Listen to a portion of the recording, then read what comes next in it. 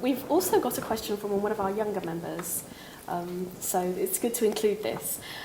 Susan and Tim, what would either of you do for under 18s, such as myself at the age of 14, within the party? Your turn? It may well be. I think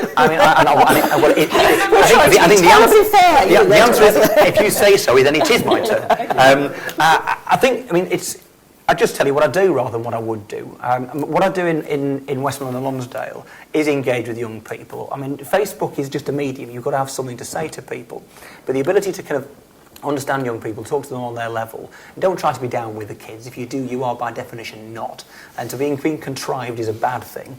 But I suppose a lot of it is understanding what it is that motivates anybody to get inspired and excited about politics. My first job, if you like, when I became an MP, Charles Kennedy made me youth spokesperson, and I'd sort of engage with some of the Tony Blair gimmicks to increase voter turnout, particularly amongst young people, text voting, e-voting, voting in supermarkets. And there's nothing wrong with those things, they probably all help. But actually they make very little difference, because the one thing you learn is the one thing that really makes a difference in terms of people wanting to engage in politics, be excited about politics, to take part in it, is they've got to be inspired. If you don't believe in it, why should you bother, however easy it is to do it? And so my job is to speak to people, I suppose, like a human being, to inspire them to be passionate about what I believe in. I joined the party at 16, I joined Shelter at 14, there you go, it was my first political act. I want to, if you like, reconnect my experience of politics, which is entirely kind of based on my emotions and my desire to make the world a much, much, much better place, and my anger that it's not. I want to infect other people with that level of kind of desire to make a difference, and knowing that if they take part, they genuinely can make a difference. So there are some issues you might call young people's issues, but by and large, they're the issues that upset and affect and interest everybody else. And you have to speak to people in a way which is passionate, engaging, human, and understandable. And then you've got to use methods to get through to people. So I use Facebook and Twitter. I'm very, very cross that Facebook has a limit of 5,000 members because I'm stuck and I've got a waiting list of 2,000. It's not fair. I want to have more friends. We also got to get out and do that. I mean, what I do in my patch, for example, we have youth surgeries very regularly. I go and play football with them, and then we sit down and we talk about the issues that matter to them, whether they want to talk about them or not sometimes. But it's critically important that you just make sure you're available to people, that you're accessible, and don't talk down to them. Great, thank you. Can you remember being 14 then? I can remember, yeah. I remember I joined Shelter at 14. I had a massive Smiths collection at 14. I was going to watch Blackburn Rovers being very bad in the 3rd Division at 14. I remember being 14. Good, thank you. Susan? Yes, well, I mean, I'm old enough that I cannot remember what it was like being 14. So I think it's important to be yourself and not to try and pretend you're cool or in touch. That's all part of a generation that you don't belong to. And I think we've just got to be, that's straightforward about all of that. Nothing worse than sort of watching Blair and others trying to do this Cool Britannia bit, and so artificial. And I think very patronising, frankly, to people who were younger.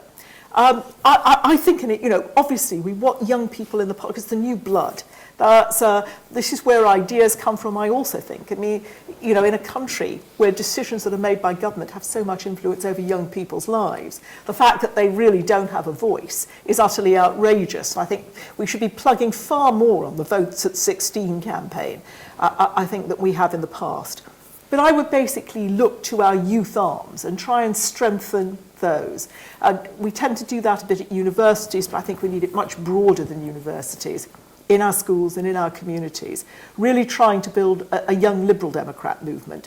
But it can't be the oldies like me that are building it. We need to be providing support. We need to be listening. When I say going out and talking to the grassroots up and down the country, I don't just mean the members over 50. I mean, the members and people who are affiliated or interested, no matter what their age, and actually doing some real proper listening to what people have to say. But I do think that the way forward is to really try and strengthen our youth arm and also make it clear that those young people should have opportunities to get elected to our various internal committees. So I know that can be hard when you're trying to do school work or university work, but we need that active participation within the organisation. And the general election in 2005, we ended up with the 3 youngest MPs in Parliament. I think that's something to be proud of. Did we tout it? No, you wouldn't have known it. That's a terribly important message to get through, because then you have role models that people can identify with far more easily. So I won't pretend to be young. I will try and listen to people who are young, but my role will be mostly to try and arm and strengthen and support those who are young within our party so that they can expand and grow.